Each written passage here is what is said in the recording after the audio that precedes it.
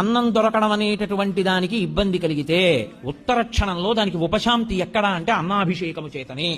మేము గత శారదా నవరాత్రుల్లో మా అయ్యప్ప స్వామి గుళ్ళో చేశాం. శివలింగాన్ని పెట్టి శివలింగం నిండా అన్నం ఉండి అన్నంతో అభిషేకం చేసేస్తారు. చేసేసి ఆ అన్నంతోటే శివలింగాన్ని తయారు చేస్తారు. తయారు చేసి కాయగూరలు ఉప్పు వేయకుండా ఉడికించేస్తారు. పొట్లకాయలు, గుమ్మడికాయలు, బీరకాయలు, వంకాయలు అన్ని ఉడికిస్తారు. ఉడికించి తీసేసిన కూరగాయల్ని పరమశివుడికి అలంకారాలుగా పెట్టేస్తారు.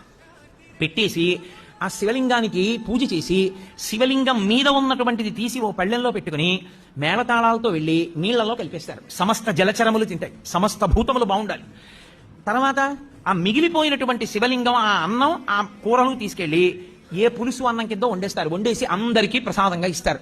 అన్నాభిషేకం చేసినటువంటి శివలింగ ప్రసాదం తింటే అన్నదోష నివృత్తి జరుగుతుంది. జరిగి ఆ అన్నం అంతా బాగుంటుంది. రెండు, అన్నమునకు దోషం ఉంటుంది. ఎప్పుడైనా సరే అన్నం తింటున్నప్పుడు వేరొకరు చూశారనుకోండి దోషం వస్తుంది అన్నానికి.